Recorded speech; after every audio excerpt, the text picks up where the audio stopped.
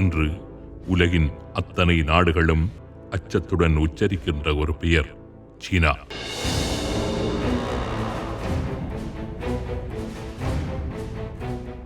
உலகின் பல நாடுகளையும், குறிப்பாக ஈடு இணையற்ற வல்லரசுகளை கூட கொஞ்சம் அச்சத்துடன் தன்னை நோக்கி பார்க்க வைத்துள்ள ஒரு நாடு என்று சீனாவை குறிப்பிடலாம்.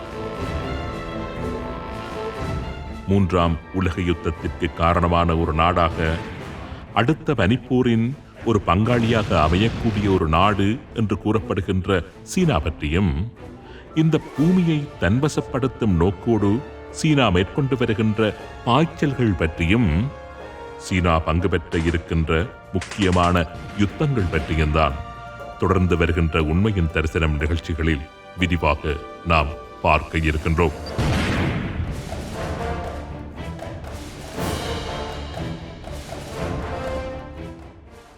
இரண்டாயிரத்தி 13ஆம் ஆண்டு ஜூன் மாதம் சீன இராணுவமான பீப்பிள்ஸ் லிபரேஷன் ஆர்மி ஒரு பிரச்சார படத்தை தயாரித்திருந்தது. சீன இராணுவத்தினருக்கு அறிவூட்டுவதற்காகவும், சீன கம்யூனிஸ்ட் முக்கியஸ்தர்களை எச்சரிப்பதற்காகவும், சீன இராணுவத்தின் நேஷனல் டிஃபென்ஸ் யூனிவர்சிட்டியினால் ரகசியமாக தயாரிக்கப்பட்ட அந்த பிரச்சார ஆவணப்படத்தின் பெயர் சைலண்ட் கண்டெஸ்ட், அதாவது அமைதியான போட்டி. சீனாவை சிதைப்பதற்கு அமெரிக்கா எப்படியான திட்டங்களை எல்லாம் தீட்டி செயற்படுத்தி வருகின்றது என்பதுதான் சைலண்ட் கண்டெஸ்ட் என்கின்ற அந்த பிரச்சார ஆவணப்படத்தின் சாராம்சம். சீன இராணுவத்தின் நேஷனல் டிஃபென்ஸ் யூனிவர்சிட்டியினால் சீன முக்கியஸ்தர்களுக்கு என்று ரகசியமாக தயாரிக்கப்பட்டிருந்த அந்த பிரச்சார ஆவணப்படம் சர்வதேச ஊடகங்களில் கசிந்த போது சர்வதேச மட்டத்தில் மிகப்பெரிய பிரளயத்தை அந்த நேரத்தில் ஏற்படுத்தியிருந்தது. கிட்டத்தட்ட அமெரிக்கா தனது நாட்டின் மீது மும்முரமான ஒரு போரை மேற்கொண்டு வருவது போன்ற ஒரு பிரகடனத்தை ஒத்ததான ஒரு செய்தியைத்தான் அந்த ஆவணப்படத்தில் சீன இராணுவம் வெளியிட்டிருந்தது. அமைதி புரட்சி ஒன்றை திட்டமிட்டு உருவாக்கி எப்படி சோவியத் ஒன்றியத்தை அமெரிக்கா சிதறடித்ததோ, அதே போன்றதான ஒரு அமைதி புரட்சி மூலம் சீனாவையும் வீழ்த்த, சிதறடிக்க அமெரிக்கா எப்படியெல்லாம் சதி செய்து வருகின்றது என்பதுதான் அந்த அறிவுறுத்தல் ஆவணப்படத்தின் கருப்பொருள். 92 நிமிடங்கள் கொண்ட சைலண்ட் கண்டெஸ்ட் என்கின்ற அந்த ஆவணப்படத்தில் அமெரிக்காவை முழுக்க சீனாவின் எதிரியாக, சீனாவை சிதறடிக்க துடிக்கும் ஒரு சதிகார சக்தியாகவே காண்பிக்கப்படுகின்றது. அரசியல் மற்றும் கலாச்சார ரீதியிலான ஊடுருவல்கள் மேற்கொள்ளப்பட்டு சீன மக்களின் மனங்களிலும் அவர்களது நிலைப்பாடுகளிலும் மாற்றங்களை ஏற்படுத்துவதற்கு அமெரிக்க உளவுத்துறையான CIA சதிகளை மேற்கொண்டு வருவதாகவும், சீனாவில் வாழும் சிறுபான்மையின தலைவர்களுடன் நெருக்கமான உறவுகளை பேணி அவர்கள் மூலம் சீனாவில் எதிர்மறையான கருத்துருவாக்கங்களை ஏற்படுத்த அது முயற்சிகள் மேற்கொண்டு வருவதாகவும் அந்த ஆவணப்படத்தில் எச்சரிக்கை விடுக்கப்பட்டிருந்தது.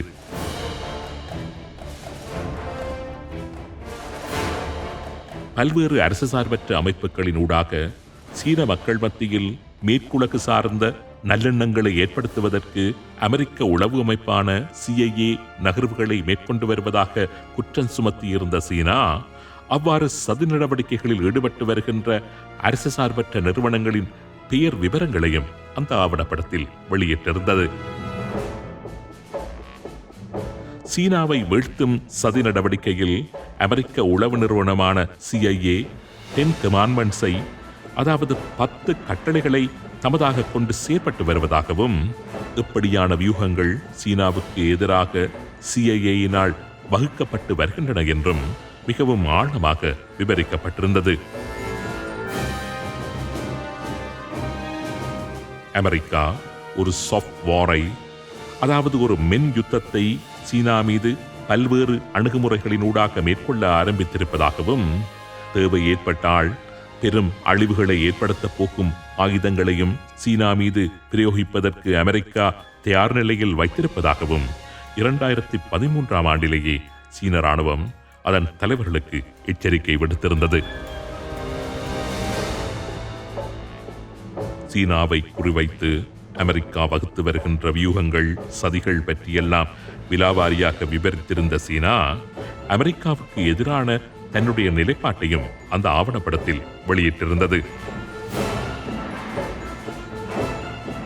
சீனாவின் தேசிய எழுச்சி என்கின்ற விடயத்தில் அமெரிக்காவுடனான பிரச்சனையும் அதற்கெதிரான சீனாவின் போராட்டமும் தவிர்க்க முடியாதது என்று அந்த ஆவணப்படத்தில் குறிப்பிட்டிருந்தது சீனா. அமெரிக்காவுக்கு எதிரான தனது போராட்டம் ஒரு நூற்றாண்டு தாண்டிய யுத்தமாக கூட இருக்கலாம் என்றும் சீனா குறிப்பிட்டிருந்தது.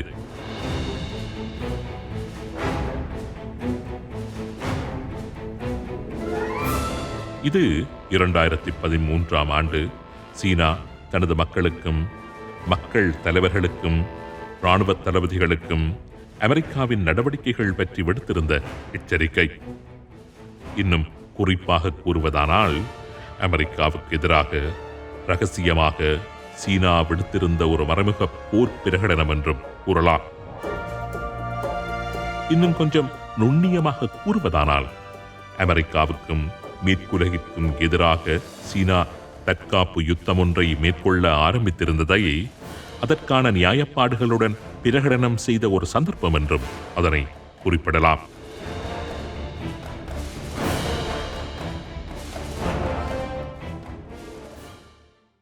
உலகின் போரியல் மேதைகளுள் மிக முக்கியமானவர் மாவோ சேதுங்.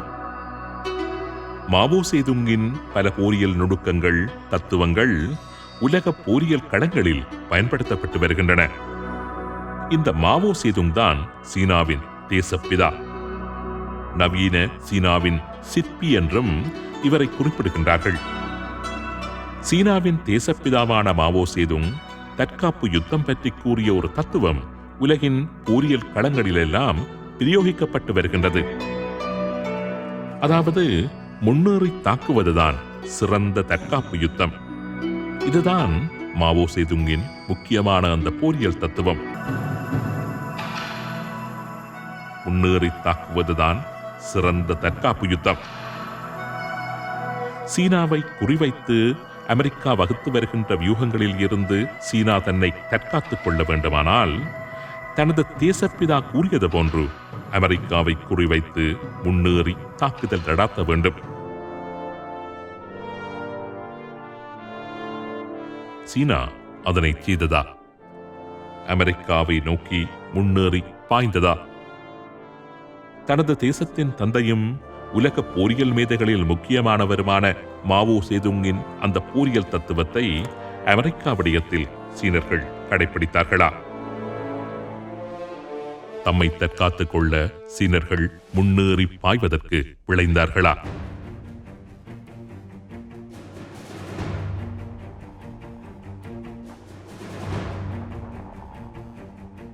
உலகின் கள நிலவரங்களை சற்று உற்று நோக்கினால், சீனா தனது அந்த தற்காப்பு யுத்தத்தை ஆரம்பித்து விட்டது என்கின்ற யதார்த்தத்தை அறிந்து கொள்ளக்கூடியதாக இருக்கும்.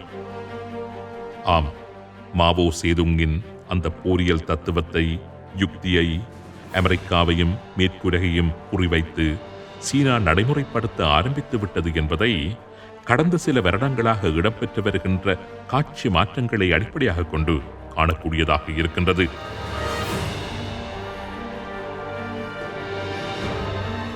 இரண்டாயிரத்தி 17ஆம் ஆண்டு அக்டோபர் மாதம் 18ஆம் தேதி சீனாவின் ஆளும் தேசிய கம்யூனிஸ்ட் கட்சியின் 19வது மாநாட்டின் போது சீனாவின் அரசு தலைவர் ஜி ஜின்பிங் ஒரு உரை நிகழ்த்தியிருந்தார்.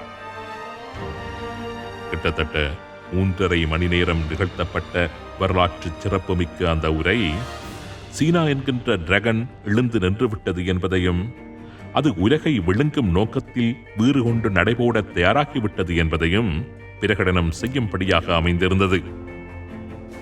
அடுத்த 30 வருடங்களில் சீனா என்னவெல்லாம் சாதிக்கப் போகின்றது, அவற்றை ஏன் சாதிக்கப் போகின்றது, எப்படி சாதிக்கப் போகின்றது என்பதை சீன தலைவர் மிக மிக உறுதியாக அந்த அரங்கத்திற்கும் உலகிற்கும் அறிவித்திருந்தார். அதாவது 2049 ஆண்டில் உலகின் முதலாவது சக்தி வாய்ந்த நாடாகவும் பூமியிலுள்ள அனைத்து நாடுகளையும் கட்டுப்படுத்துகின்ற ஒரு வல்லரசாகவும் சீனாவே விளங்க வேண்டும், விளங்கும் என்பதே சீன அதிபரின் அந்த உரையின் சாராம்சமாக இருந்தது.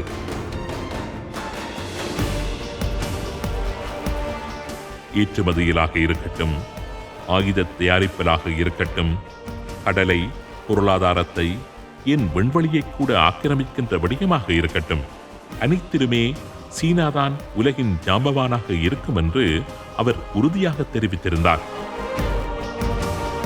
உலகை கையகப்படுத்தும் தனது பயணத்தை சீனா ஏற்கனவே ஆரம்பித்து விட்டது என்கின்ற தொனி சீன அதிபரின் பேச்சில் தெரிந்தது.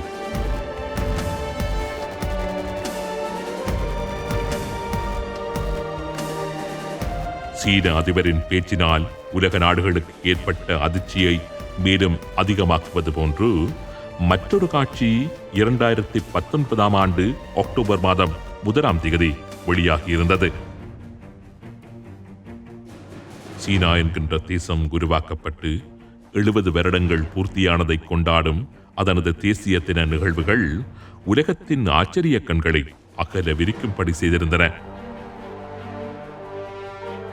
குறிப்பாக அமெரிக்காவை தனது தாக்குதல் வலயத்திற்குள் சீனா கொண்டு வந்து விட்டது என்கின்ற மறைமுக அறிவிப்பை பகிரங்கமாகவே உலகிற்கு காண்பித்த ஒரு நிகழ்வு என்று அதனை கூறலாம். அன்றைய அந்த இராணுவ அணிவகுப்பில் சீனா காட்சிப்படுத்தியிருந்த முக்கியமான 4 பாலிஸ்டிக் மிசைல்ஸ் உலகையே மிரள வைத்திருந்தன.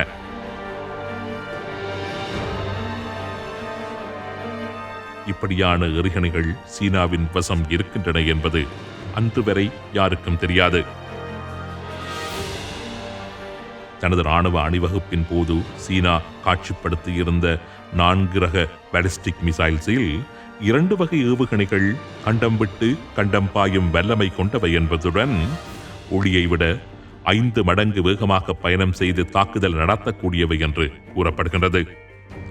அதிலும் குறிப்பாக DF-41 என்ற குறியீட்டு பேரில் அழைக்கப்படுகின்ற டாங்ஃபெங் 41 ஏவுகணை ஐரோப்பிய நாடுகளிடம் கூட இல்லாத அளவிற்கு அதி உயர் தொழில்நுட்ப வசதிகளை கொண்டது. சீனாவில் வைத்து ஏவப்பட்டால் வெறும் 30 நிமிடங்களில் அமெரிக்காவை தாக்கவல்ல வேகத்தை தனதாக கொண்டது.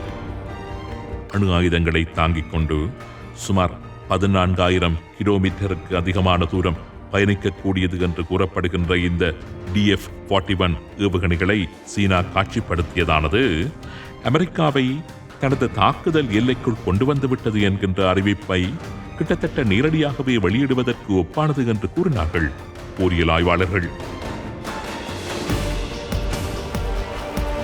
அது மட்டுமல்லாது அன்றைய தினம் சீனா காட்சிப்படுத்தியிருந்த செங்குடு J-20 என்கின்ற அதிநவீன யுத்த விமானங்கள் 5th generation stealth fighter aircraft, அதாவது 5ஆம் தலைமுறை நவீன சண்டை விமானங்கள் என்றும் அமெரிக்காவின் F-22, F-35 சண்டை விமானங்களுக்கு நிகரானவை என்றும் கூறப்படுகின்றது. அதேபோன்று அன்றைய தினம் சீனா ஜியான் H-6N என்ற தனது மற்றொரு குண்டுவீச்சு விமானத்தையும் காட்சிப்படுத்தியிருந்தது. வானில் இருந்தபடி எரிபொருள் நிரப்பக்கூடிய, வானில் பறந்தபடி க்ரூஸ் மிசைல்ஸ் தாக்குதல்களை நடத்தக்கூடிய வல்லமை பொருந்திய அதிநவீன குண்டுவீச்சு விமானம் என்று அது கூறப்படுகின்றது. இதுபோன்று DF-ZF என்ற ஹைப்பர்சானிக் கிளைட் வெஹிக்கிள், நவீன ரேடர்கள், பீரங்கிகள் என்று நூற்றுக்கணக்கான போராயுதங்களை காட்சிப்படுத்தி உலகையே மிரள வைத்திருந்தது சீனா. தன்னுடன் யுத்தம் செய்ய நினைப்பது என்பது தற்கொலைக்கு ஒப்பான ஒரு விடயம் என்று உலகின் பல வல்லரசுகளுக்கும் சீனா செய்தி கூறிய அணிவகுப்பு அது. சீனாவை சீண்டி பார்ப்பது என்பது மிகப்பெரிய இழப்புகளையும் பாரிய அழிவுகளையும் ஏற்படுத்தும் ஒரு எத்தனம் என்கின்ற செய்தியை அமெரிக்காவின் காதுகளுக்குள் கொஞ்சம் சத்தமாகவே சொல்லியிருந்த ஒரு அணிவகுப்பு என்றும் சீனாவின் 70வது தேசிய தின அணிவகுப்பை குறிப்பிடலாம்.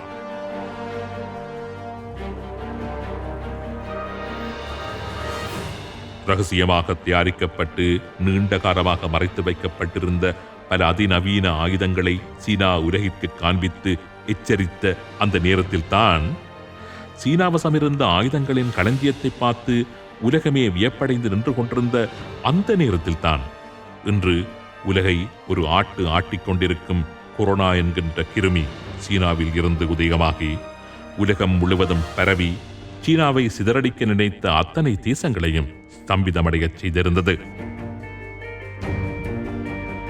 உலகின் அத்தனை வல்லரசுகளையும் சீனாவை மாத்திரம் அச்சத்துடன் யோசிக்க வைத்துக் கொண்டிருப்பதும், சீனாவை தவிர்த்துவிட்டு வேறு எதுவுமே செய்ய முடியாது என்கின்ற எச்சரிக்கையை கொடுத்துக் கொண்டிருப்பதுமான இந்த கொரோனா கிருமி நிச்சயம் சீனாவின் நவீன ஆயுதங்கள் வரிசையில் அடுக்கி வைக்கப்பட்டுள்ள மற்றொரு ஆயுதமாக, அதாவது சீனாவின் ஒரு பயாலஜிக்கல் வெப்பனாக இருக்குமா என்கின்ற சந்தேகத்தை நிறைய போரியல் ஆய்வாளர்கள் வெளியிட்டு வருகின்றார்கள்.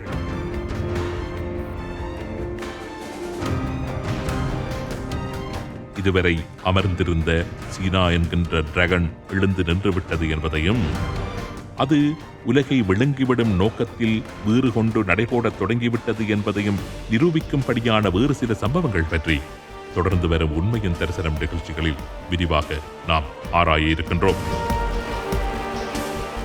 அடுத்து வரும் வருடங்களில் சீனா புரிய இருக்கின்ற மிக முக்கியமான யுத்தங்கள் பற்றியும் தொடர்ந்து வரும் வாரங்களில் விரிவாக நாம் பார்க்க இருக்கின்றோம்.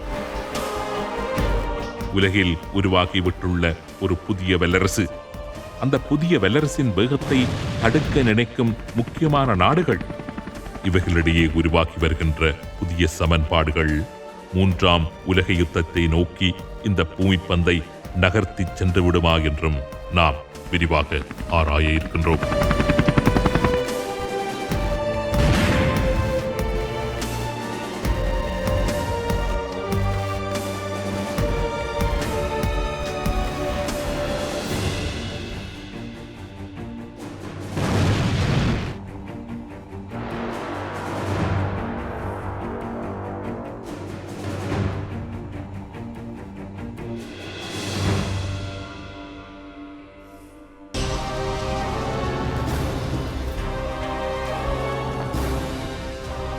உண்மையின் தரிசனம் நிகழ்ச்சிக்கு அனுசரணை வழங்குவோர் தமது 15வது வருட நிறைவை கொண்டாடும் சஹானா ஜுவல்லர்ஸ், வெம்ப்லி மற்றும் ஈஸ்டாம். உங்கள் பழைய நகைகளை கொடுத்து புதிய நகைகளை செய்கூலியின்றி சஹானா ஜுவல்லர்ஸில் பெற்றுக் கொள்ளுங்கள்.